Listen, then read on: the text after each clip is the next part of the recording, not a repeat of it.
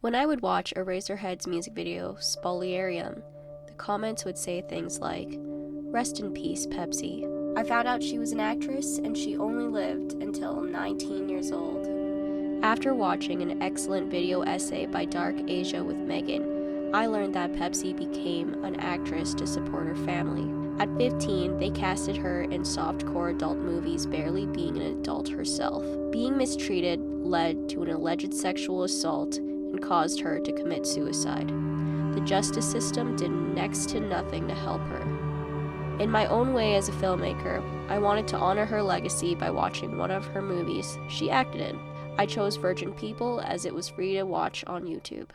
Before we watch the movie, I just want to give everyone a warning that if sexual assault and terrible treatment of women are triggering for you, I would not recommend watching the rest of this video because it is quite disturbing where this movie goes. Just try and maybe watch another video of mine in 100 Video Project. So it starts off pretty innocent. They're just waking up from a good night's rest. And we see Pepsi come out first. She's very cute, very adorable, young, innocent, naive, all the things that shouldn't be part of this movie. The characters are country bumpkins, and they are very naive to men. I think this is the premise of the whole movie, that they're virgin people. They don't really interact with men on a daily basis. 17 is the oldest daughter, Ikang. I don't know how old Anning and Pepsi's character is in it. Her name's Talia. I'm not sure how old they're supposed to be, but they're definitely younger than 17. Cho Igna comes out. I'm not really sure, the exact relationship with them. I think he's just, a business partner with their dad, because their dad sells lizards. And apparently these girls are very familiar with him. He gives them many gifts, including jewelry and clothing, but the jewelry seems to stand out with the girls. But things start getting creepy, and Cho Igna kisses them profusely, and whoa, man, they're not even related to you. Pag umuulan naglalaro dito sa paligid ng bahay. Hubot-hubad. Cho Igna kills the dad by pulling a snake out of a bag. Because if he stabs the dad, there's going to be a bunch of blood everywhere. So maybe a snake would have been the best choice. At pinagbilin niya, uy mong asawa. This is his master plan. He kills the dad because he actually wants to marry Ikang. The 17-year-old Ikang.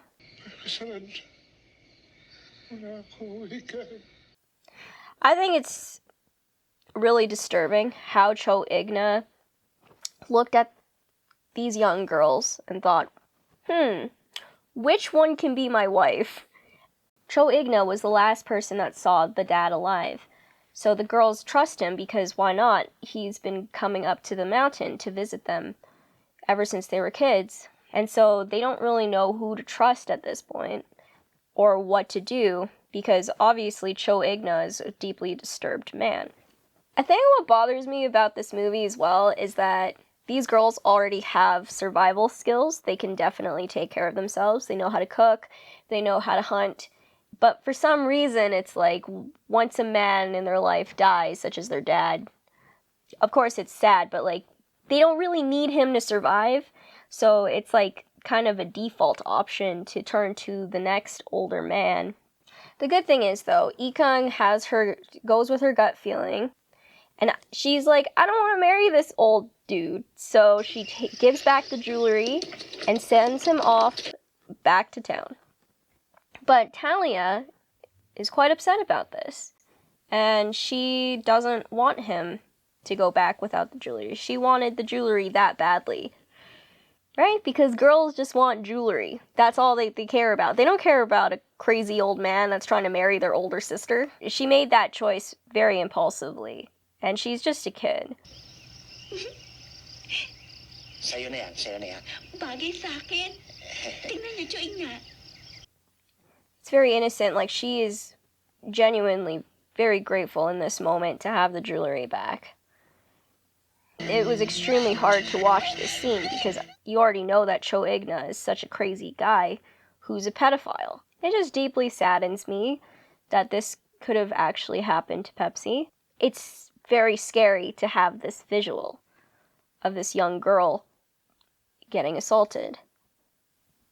She comes back home, and Ikung's wondering why she looks so dirty. So Ikung just tries to console her. And the next day, this cool guy with a hawk comes.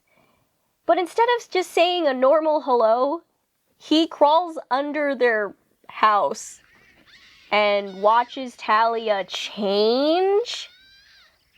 And this fool gets caught. He gets caught quick time. But maybe he's a little bit friendly because he stutters. Maybe he's a little bit nice. And Cho Igna briefly mentions he had a nephew named Isaac, or Isaac.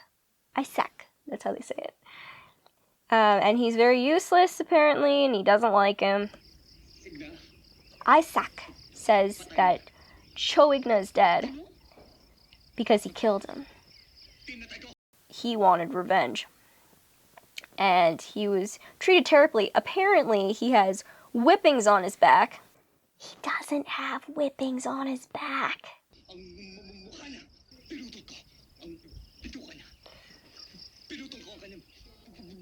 That is the correct response. In his right mind, Isaac is not a complete psychopath, so he leaves them and starts building his own home.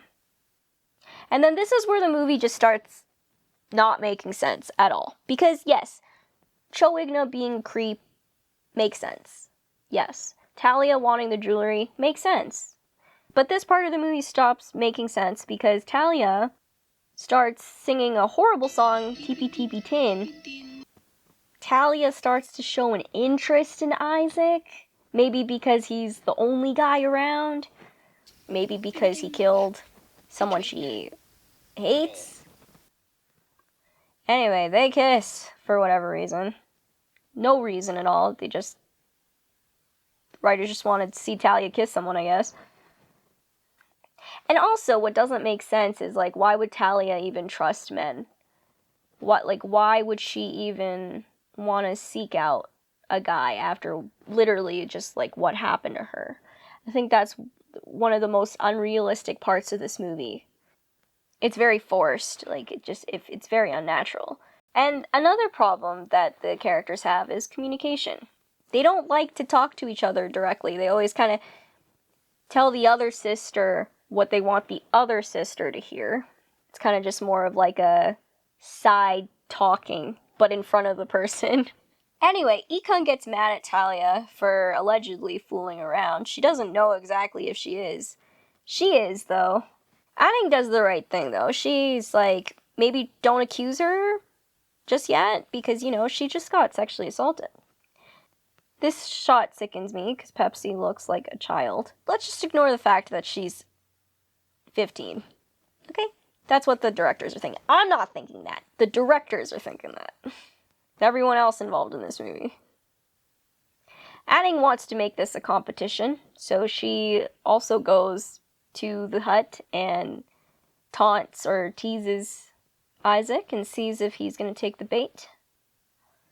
And lo and behold, he does. Ikung finds out about it, though. Ikung will not let this slide. I like what they do there. Ikung braids her hair, and I think there's a sense of vanity that she misses. Maybe she's a little bit jealous of all the attention that her sisters are getting. So she goes on and for some reason goes to see Isaac. They don't need that validation, but it's like the message is, yeah, girls want and need the validation. Apparently Isaac really likes Ikung for some reason, and he prepares dinner every night. There might be an expectation that she can come over and see him, which is sweet at first. Ikung literally tries to leave. Like, she changes her mind. This is not a good idea. I want to leave. But Isaac is forcing her. He literally grabs her and forces her back into the kubo, into the hut. And he doesn't let her leave. And he literally drops her on his bed and forces himself onto her. And she says, Isaac, no. And he's still forcing himself onto her. And then the next day, it's like she's like teepee teepee tin. And it's like, are you serious? Like, she was literally sexually assaulted in the last scene. And the writers wanted to imply that she liked it. And I think that was the worst part of this movie. Hands down. Because it's so wrong. And then all the girls are like teepee teepee tin. Like, ooh, like Isaac, you're such a hunk. You're so hot. Is he though? He killed his uncle. And he pretty much used everybody. Teepee teepee tin. Ugh. Ikang's super jealous though. She's like, get away from him. You're a slut. And they start manhandling each other. Ikang is very, very volatile, I think, as a person. Watching this over and over again and realizing, like, oh wow, she actually comes at you and starts grabbing at you like that. Like, she's the only one. She slapped Talia. She slapped Anning. Like, she needs anger management. Terrible choice, by the way. She's naive. She thinks that he loves her because he kissed her. He's such a scrub. Isaac is such a scrub. No, don't listen to him, Ikang. Just keep walking. At pag-usapan nating tatlo itong ngayong gabi. Ano pa pag-uusapan natin? Ikang also does a bad job with communication. If she was more calm and collected with her communication, maybe, like, I think she should have clarified that Isaac, instead of blaming Talia right away about, like, oh, you're fooling around, you're doing bad stuff. She should have just clarified with both of her sisters that he is a bad person. He killed Cho Igna in the most gruesome way. But, you know, when Talia says, oh, let's talk tonight, Ikang's like, what is there to talk about? Ikang! Jerk, man.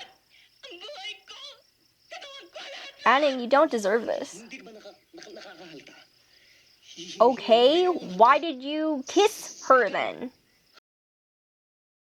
Anning comes home, thankfully, but she's very angry and very hurt by Isaac and saying that he liked or loved Ikang more.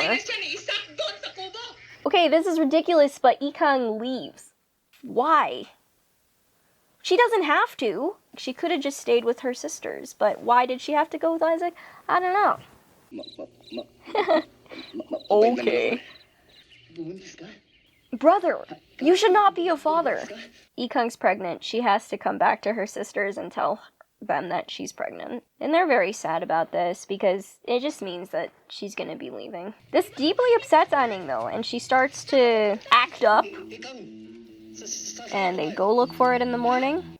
And she finally confronts her sisters and says, don't lie to me, where's Isaac's horse? And they made a big snare. They've got a plan. What is that face? What is that face? She's so cute.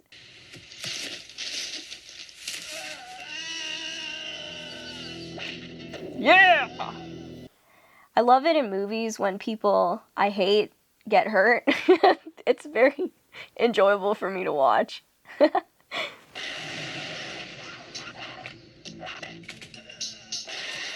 The amazing electrocution scene. I feel bad for Anning though. She doesn't deserve that. But everyone else gets a terrible ending. Ikang gets a miscarriage. Anning probably dies, come on. And Isaac probably dies. But Talia goes back to town and she starts a new life there. But for some reason, she still gets a wink from a guy. I think overall, what I thought about the movie was that it sends this message that you need male validation to be happy. Isaac made everything complicated. He made everything toxic between them. It's never worth it to destroy those healthy relationships that you have with people. It's always good to work it out instead of letting someone else come in and control the story, control what's happening in your own family. Going back to PEPSI, I thought she was really good at acting. I actually believed everyone in every scene, that they were really upset, that they were actually like attracted to Isaac. Probably the best part of the movie, because I know it's an actor's job to make bad writing seem very believable. I only had a slight trouble with this one drumming sound that wasn't intentional. I thought it was intentional at first, but at random moments, there would be a slight drumming that would be very unnerving. And it works for the movie, though, because it is kind of an unnerving movie. It actually has disturbing content in it. I don't think the girls were necessarily all vain or all bad. I just think that because they were country bumpkins, they just didn't really know any better. But it was very just insulting as a woman to watch all of these other girls making these really terrible decisions based off of their need for male validation. That they needed male. Even the wink at the end with Talia and that guy, and like trying to insinuate that she needed a guy at the very end to be happy. She didn't need any of that. She was in a new place. She was in a new town. She found somewhat of her own independence to try and get away from everybody. And I'm glad that she had a happy ending. And it's ironic that PEPSI was the only person that did. Helps me imagine that she actually did have a happy ending, but in real life she didn't.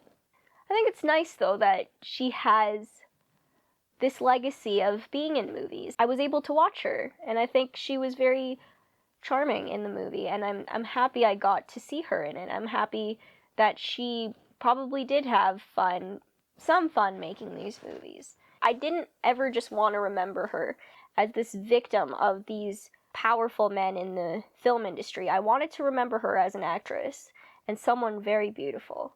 And I'm glad that I got to watch this movie, and I was fortunate enough that it's free on YouTube if you want to watch it in its entirety.